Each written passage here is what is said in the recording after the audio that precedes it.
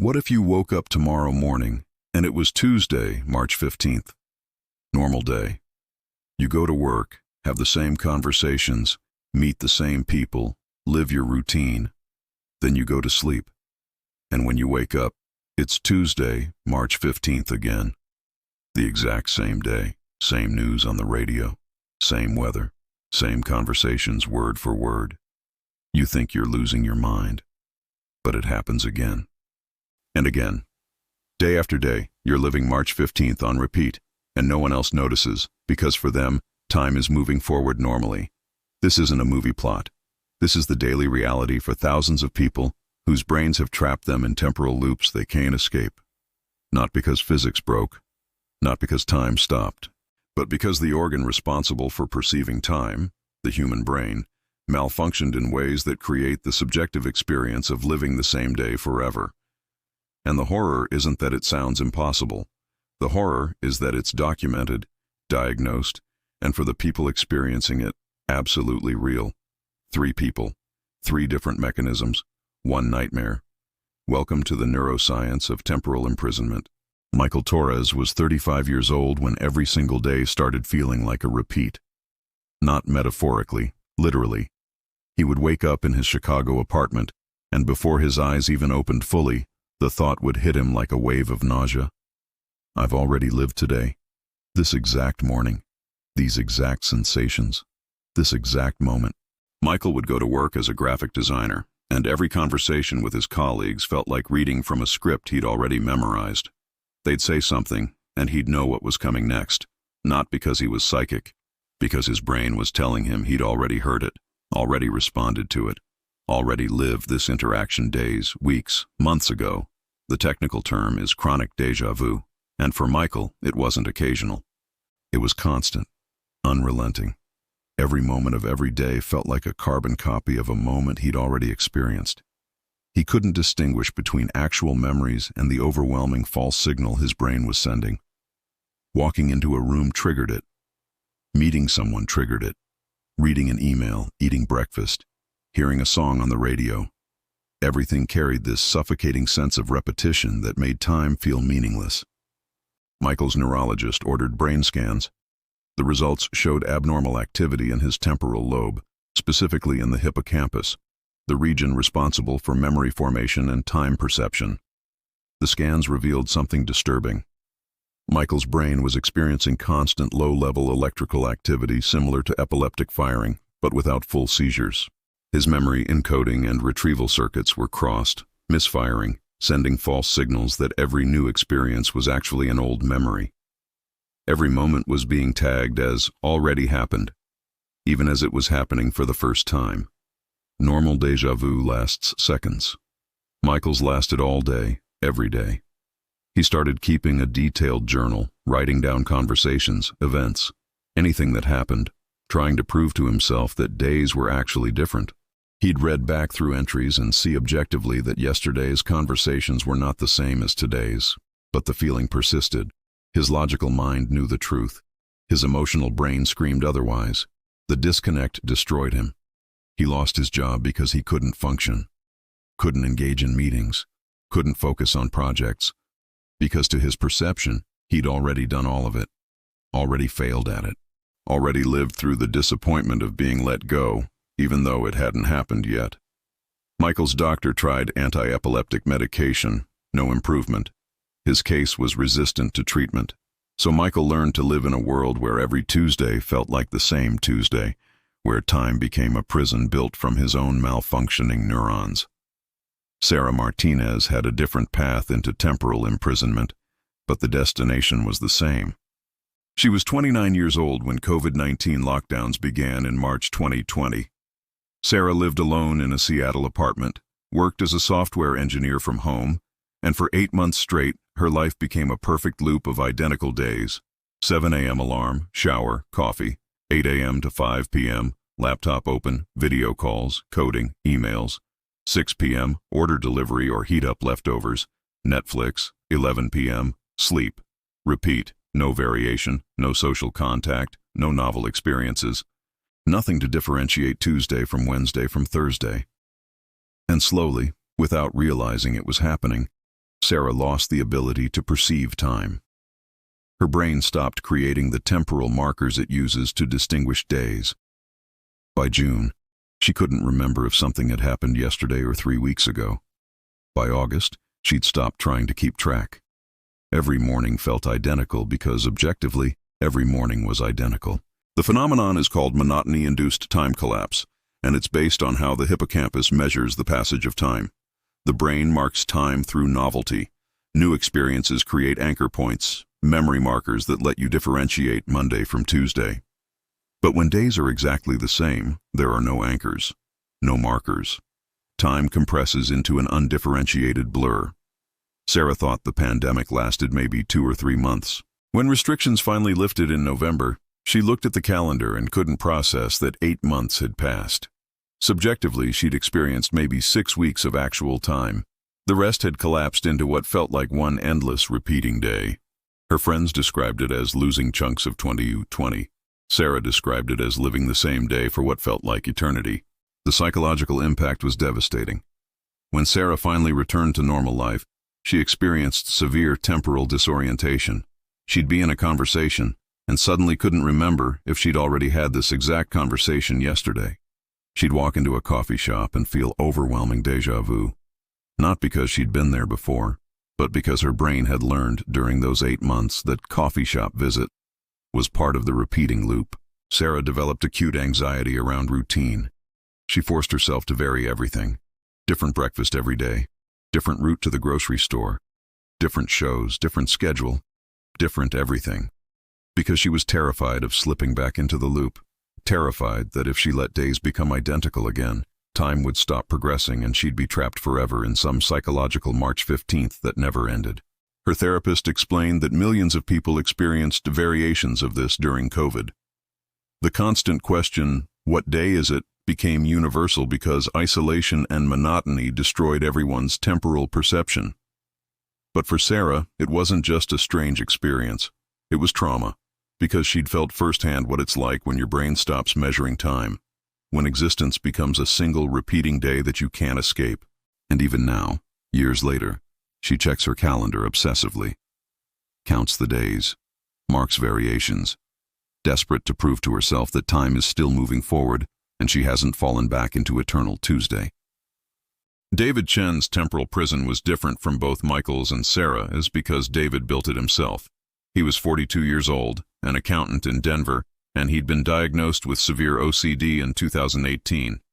His compulsions centered on routine, sameness, predictability. Every morning, David performed a 47-step ritual.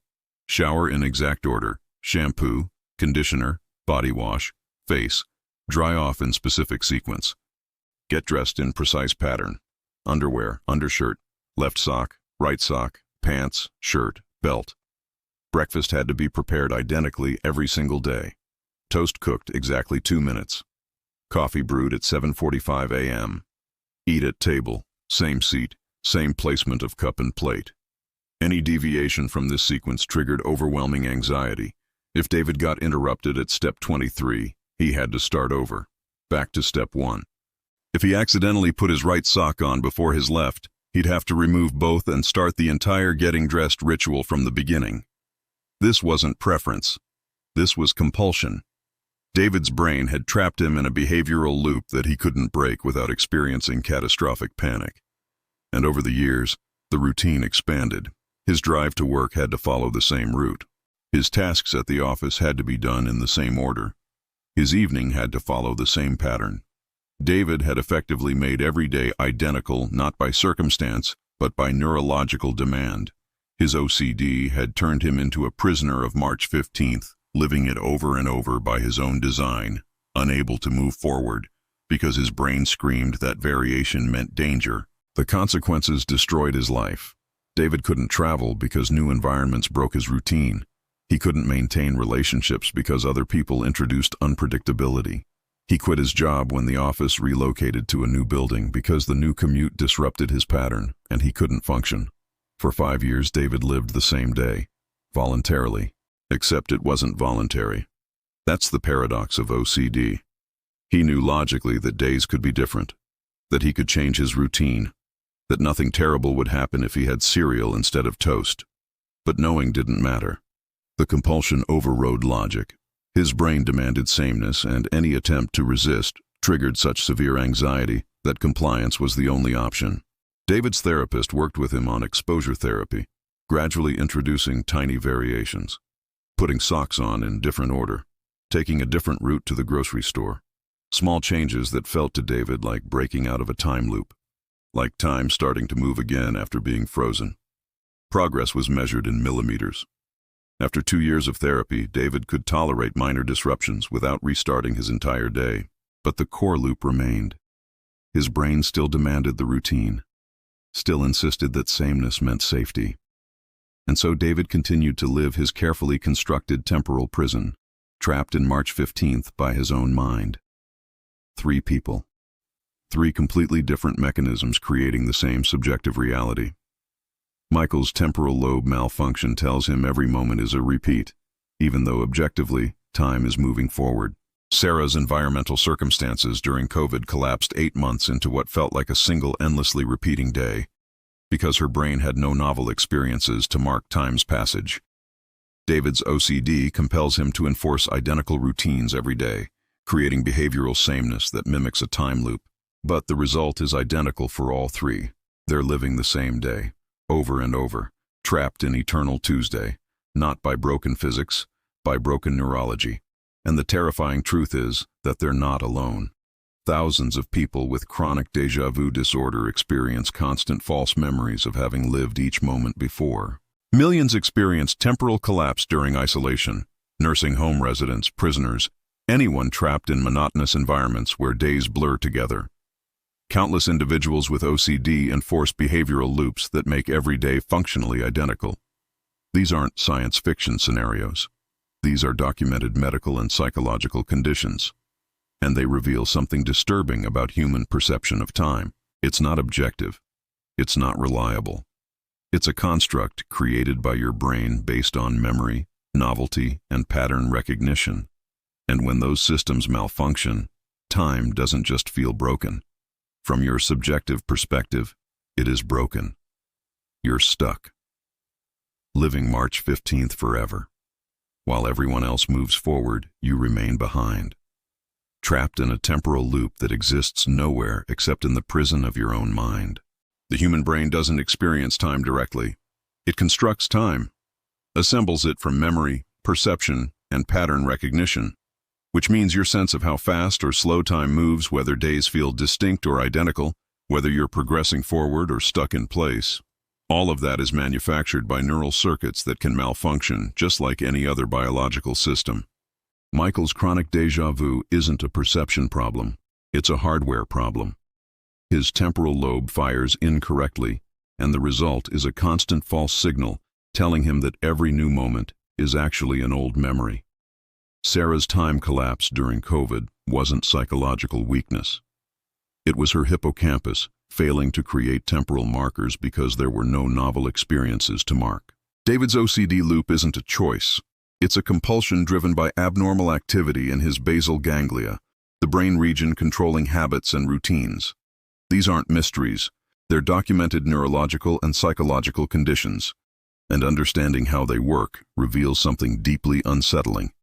Your experience of time is fragile, built on systems that can break. And when they do, you don't just lose track of time. You lose the ability to exist in it properly. You become trapped in a subjective loop while the objective world moves on without you. Michael's fMRI brain scans showed exactly where his temporal imprisonment originates. The hippocampus, responsible for encoding new memories, was displaying continuous low-level electrical activity, similar to what happens during temporal lobe epilepsy. Except Michael wasn't having seizures. He was having constant micro-misfires, small bursts of abnormal signaling that created a devastating side effect. Every time his brain tried to encode a new experience, the misfiring circuits simultaneously activated the retrieval pathways for old memories. The result was a signal collision. New and old got tagged as the same thing. His neurologist explained it like this. Imagine your brain has 2 filing systems, one for things happening now, and one for things that already happened. Michael's brain was filing everything in the already happened category, even brand new experiences, which meant his conscious perception was that he'd already lived every moment. The deja vu signal, which for most people lasts seconds and feels strange, was Michael's permanent state of existence. His doctors tried anti-epileptic medication to calm the electrical activity. No effect.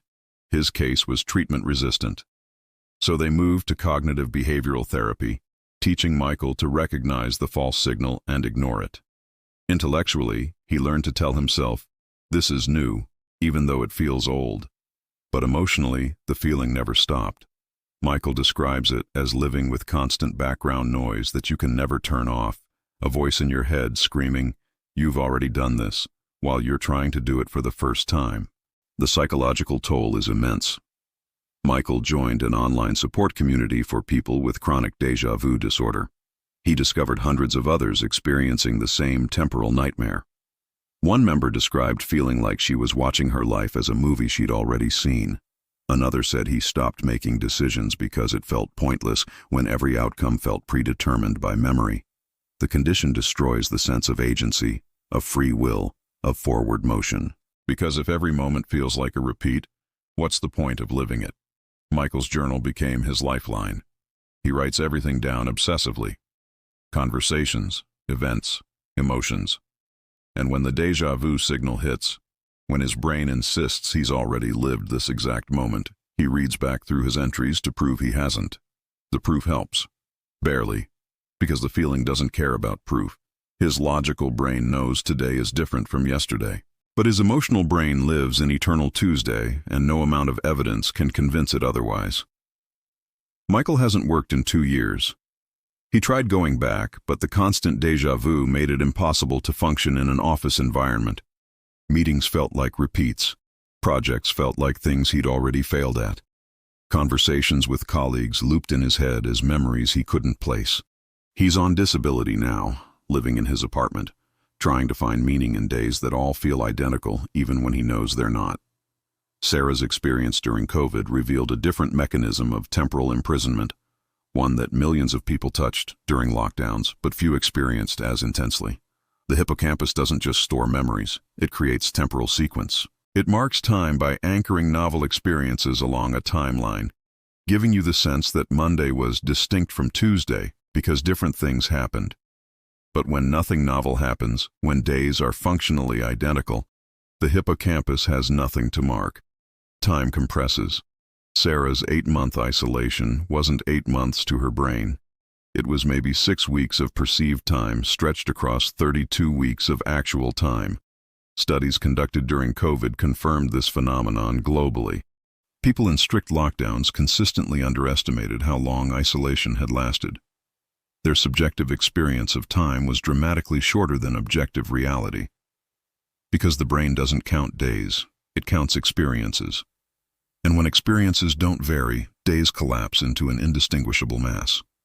Sarah's therapist explained that her time collapse was an evolutionary feature, not a bug. In environments where nothing changes, where every day is identical, the brain conserves resources by not creating redundant memory markers.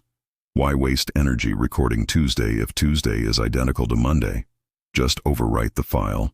Use the same memory, which works fine until you need to know how much time has actually passed. Breaking out of the loop required Sarah to aggressively inject novelty into her life. She forced variation into every aspect of her routine. Different breakfast every morning, even if it was just changing which fruit she ate. Different music while working. Different shows at night. She started taking walks at different times, different routes, noting architectural details to create distinct memories. Her brain slowly started creating temporal markers again. Days began feeling separate. Time resumed its normal flow. But the fear never fully left. Sarah still checks her calendar multiple times a day, still counts weeks, still panics if she catches herself falling into routine. Because she knows how easy it is to slip back, how quickly time can collapse when novelty disappears. She describes the experience as learning that time isn't a constant, it's a perception, and perceptions can be broken. During her 8 months in the loop, time didn't exist for her in any meaningful way. She was conscious, alive, functioning, but temporally displaced.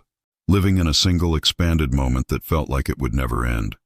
And the worst part, she says, is that no one else noticed. Her friends, her family, they experienced March through November normally. Only Sarah was trapped. Only Sarah lived the same day for what felt like forever, while everyone else moved forward. David's OCD-enforced loop is the most paradoxical because he's both prisoner and architect. His brain doesn't misfire like Michael's. His temporal perception isn't collapsed like Sarah's. He knows objectively that days are different, that time is moving, that he could change his routine. But the compulsion won't let him. His basal ganglia, the brain region controlling habits and routine behaviors, shows abnormal overactivity. The circuits that should allow flexibility, that should permit variation in behavior, are stuck in a loop themselves.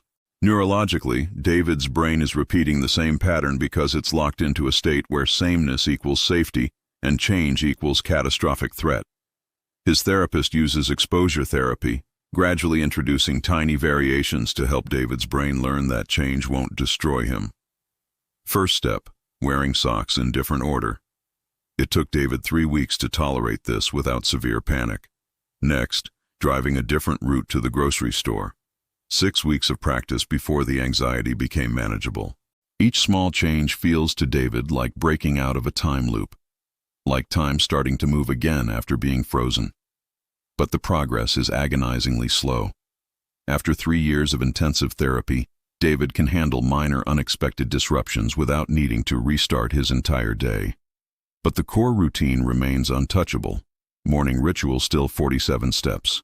Breakfast still identical. Core patterns still enforced.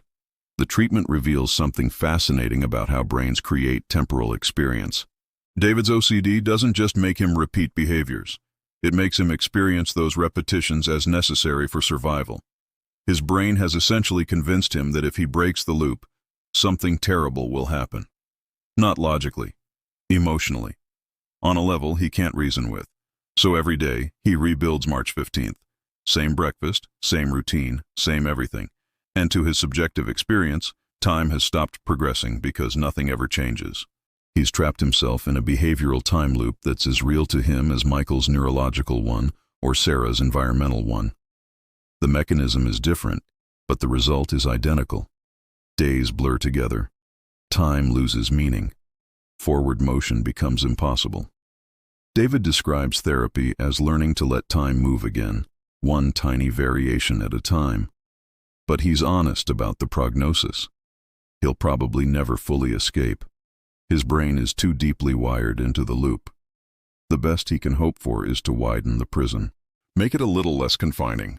Allow small windows where time can move, but the walls will always be there, built by his own neurons, enforced by his own compulsions. The 3 cases converge on a single disturbing truth. Time loops aren't science fiction. They're neurological and psychological realities that trap people in subjective experiences of eternal repetition while the objective world continues forward. Michael will probably spend the rest of his life feeling every moment as a repeat, fighting against a brain that insists he's already lived today. Sarah will probably always fear monotony, always check her calendar obsessively, always worry that time will collapse again if she lets her guard down. David will probably always need his routines, always struggle against the compulsion to make every day identical, always feel like he's living the same day even when he knows he's not. They're not characters in a movie. They're real people with documented conditions living in temporal prisons constructed by their own brains. And they're not alone. Thousands live with chronic deja vu. Millions experience time collapse during isolation. Countless others enforce behavioral loops through OCD or other compulsive disorders. The horror of time loops isn't that they're impossible, it's that they're real. And the only thing trapping you is your own mind, malfunctioning in ways that make March 15th feel eternal while everyone else moves on to March 16th and beyond.